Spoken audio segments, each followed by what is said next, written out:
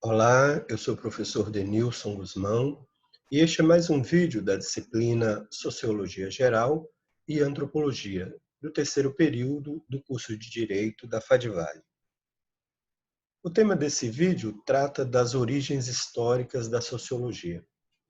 Como referência, nós utilizamos o livro do Eduardo Yamuno, Sociologia e Antropologia do Direito, capítulo 1, e o Ricardo Soares, também Sociologia e Antropologia do Direito, no seu capítulo 1, ambos da editora Saraiva.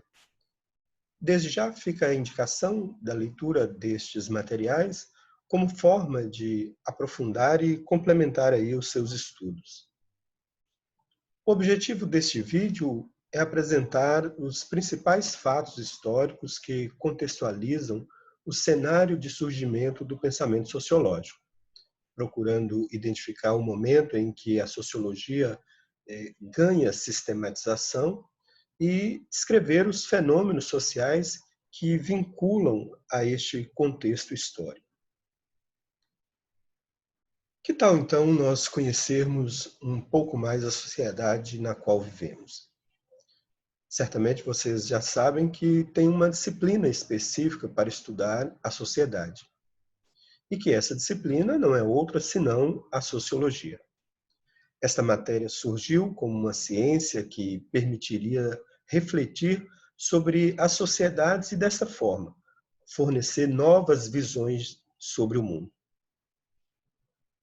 Podemos dizer que a sociologia é o estudo das sociedades, de maneira bastante simples e objetiva.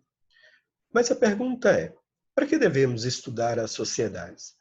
E aí podemos ter uma resposta simples e curta, podemos ter uma resposta longa e complexa.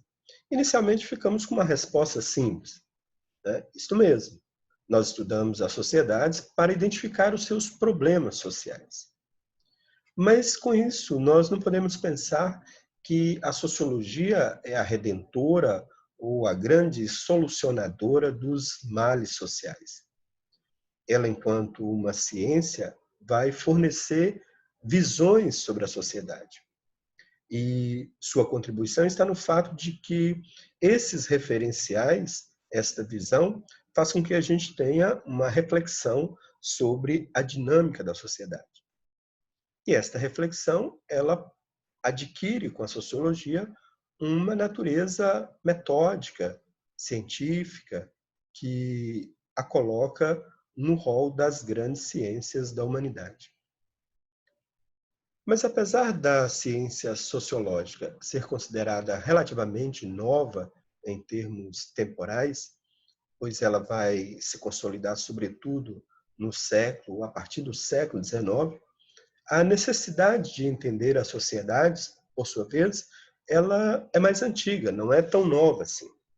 Se olharmos para o estudo da história da Grécia Antiga, vamos ver que lá já havia um desejo bastante significativo de entender a sociedade, a dinâmica social, as distinções sociais.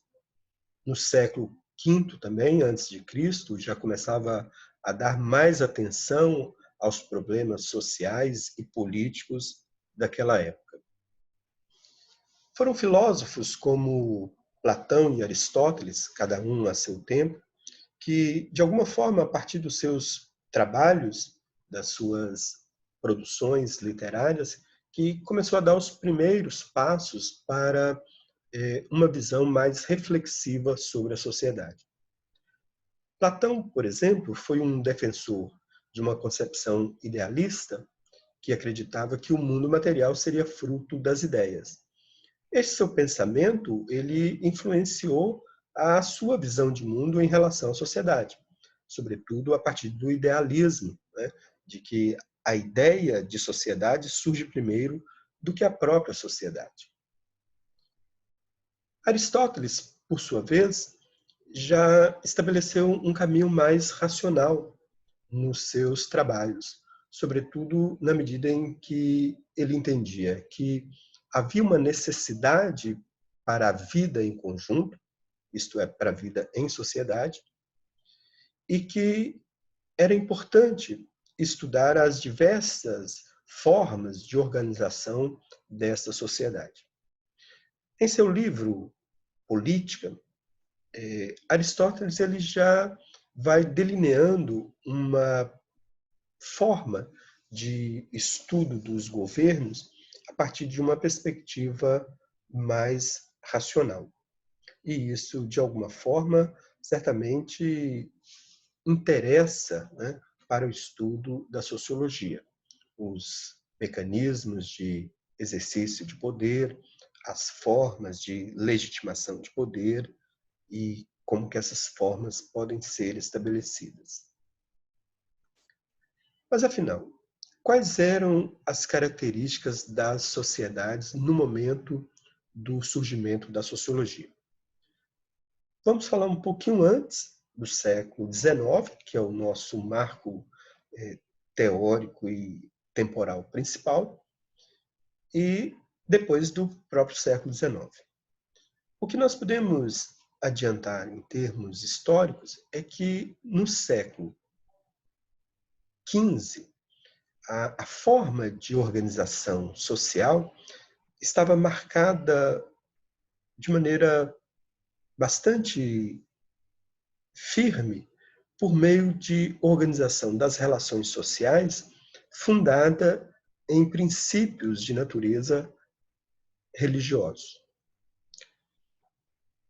Ou seja, a visão de mundo que prevalecia ali por volta do século XV era uma visão de mundo em que os valores religiosos, os princípios, os dogmas, ele que oferecia elementos para qualquer tipo de reflexão sobre qualquer evento, sobretudo os eventos sociais.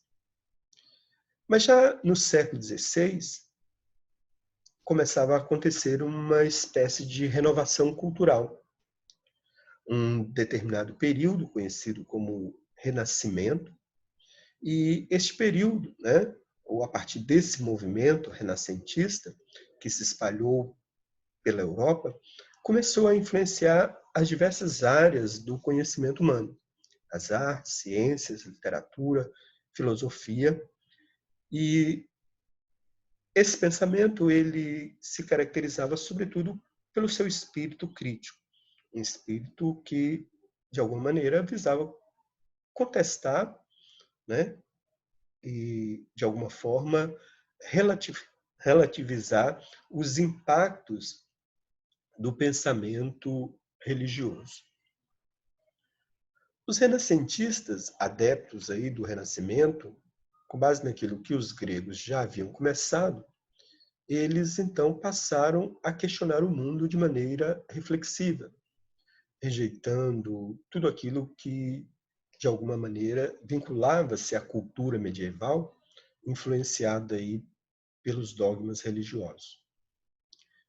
Nesse tempo, começaram a aparecer homens que, com uma visão mais realista e racional, se dispunham a analisar e investigar a sociedade. O que, na verdade, está ocorrendo nesse momento é a utilização do desenvolvimento do pensamento científico em outras áreas das ciências, sobretudo as ciências naturais, e uma tentativa de aplicar esses avanços metodológicos, por exemplo, na investigação da realidade social. A exemplo disso, tem uma sugestão de literatura, que é o Maquiavel, na sua obra O Príncipe, em que ele vai traçar aí uma espécie de manual de guerra, e nesta literatura ele já aponta para a necessidade de um olhar diferenciado para a sociedade.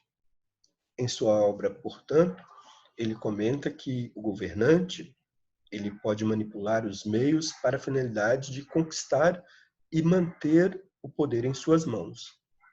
Então, ele está sugerindo que a ação do governante é uma ação calculada racionalmente, estrategicamente.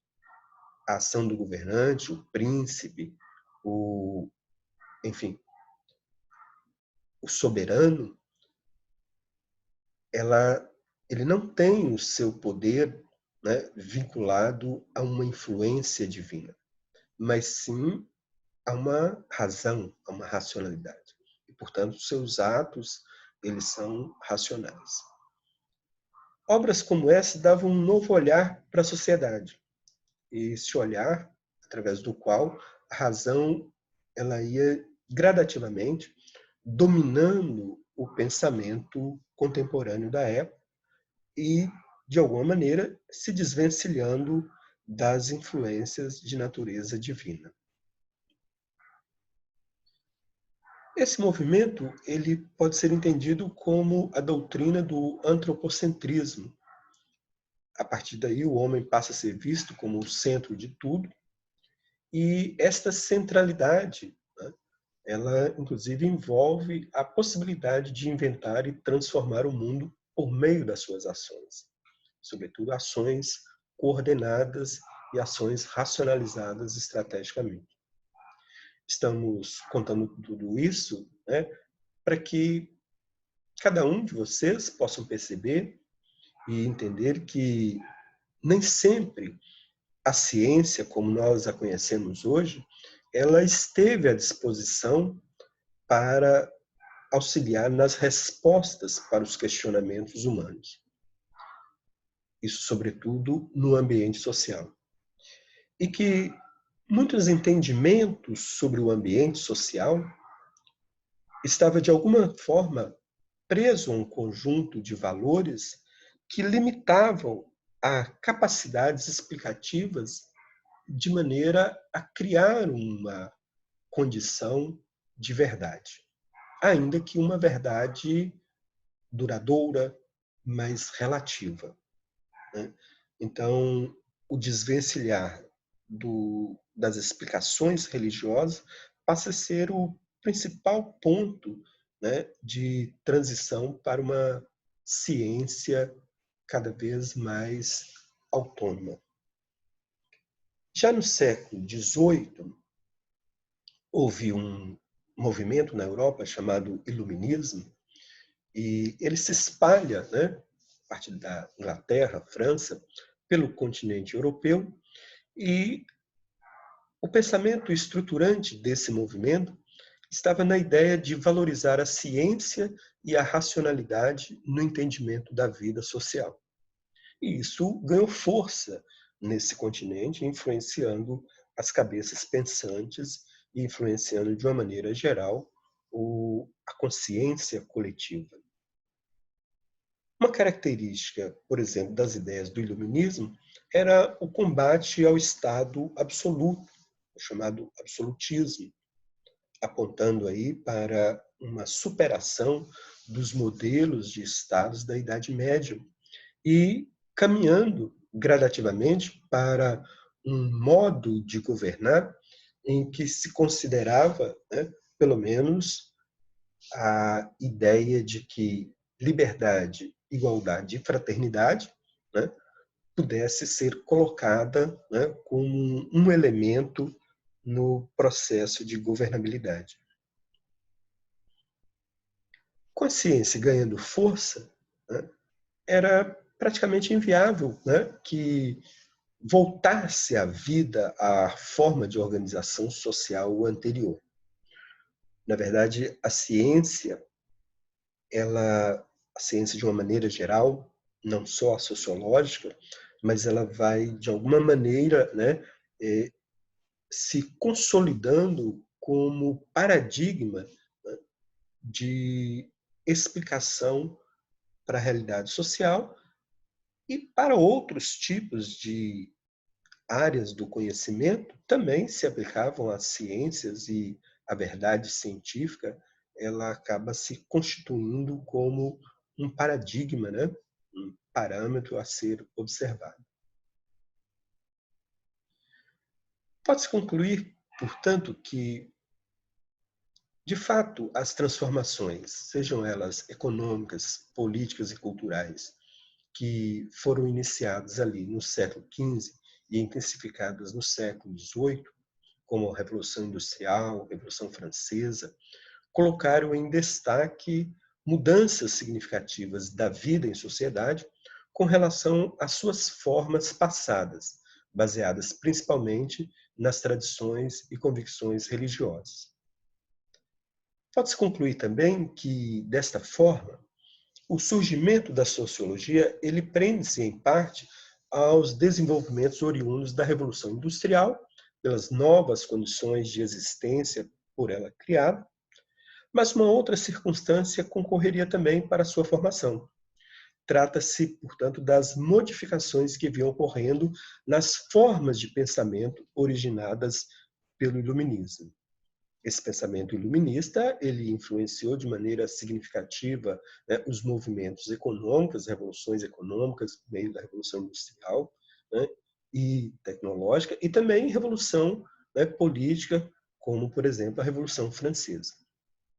O fato é que as transformações econômicas que se achavam em curso no Ocidente europeu desde o século XVI não poderiam deixar de provocar modificações na forma de conhecer a natureza e a cultura.